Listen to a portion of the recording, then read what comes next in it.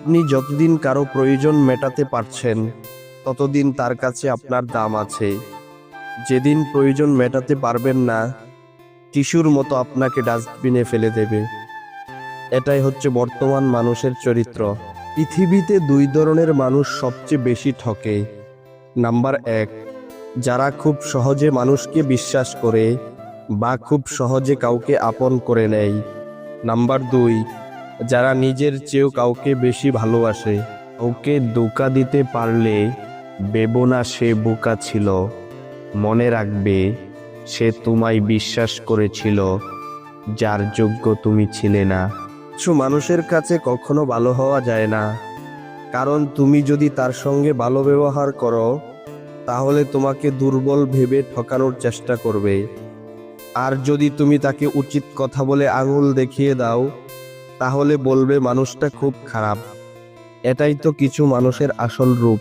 সত্য কথা বলতে গিয়ে যদি আপন মানুষ পর হয়ে যায়, তবুও তুমি সত্য কথা বলো, কারণ কারো কাছে পর হলেও আল্লাহ তাআলার কাছে তুমি হবে প্রিয়। পৃথিবীতে টাকাই সব। টাকা থাকলে কাঠের পুতুলও কথা বলতে চাই, আর টাকা না থাকলে খুব কাছের মানুষগুলো মুখ ফিরিয়ে নেয়। জীবনে খারাপ সময় আসা দরকার, কারণ খারাপ সময় না আসলে মুখোশ পরা বেঈমান মানুষগুলোকে চেনা যায় না। আমি যখন খুব ভালো থাকি তখন আমাকে কেউ সহ্য করতে পারে না, এমনকি আমার রক্তের সম্পর্কের মানুষও না।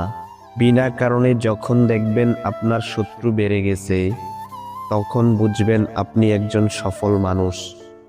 কারণ ব্যর্থতাই নয়, মানুষ হিংসা করে সফলতায়। এতদিন পর বুঝলাম ভালো ব্যবহার করি বলেই মানুষ এত দুর্বল ভাবে। অতিরিক্ত ভদ্রতা নিজের জন্য মারাত্মক ক্ষতিকর। আগে মানুষের বয়স দেখে সম্মান দেওয়া হতো, এখন মানুষের আয় দেখে সম্মান দেওয়া হয়। শুনতে খারাপ লাগলেও এটাই বাস্তবতা। যারা অল্পতেই কেঁদে দেয় তাদের মন খুব সরল হয়, আর এই সরল মনের মানুষগুলোই জীবনে বেশি কষ্ট পায়।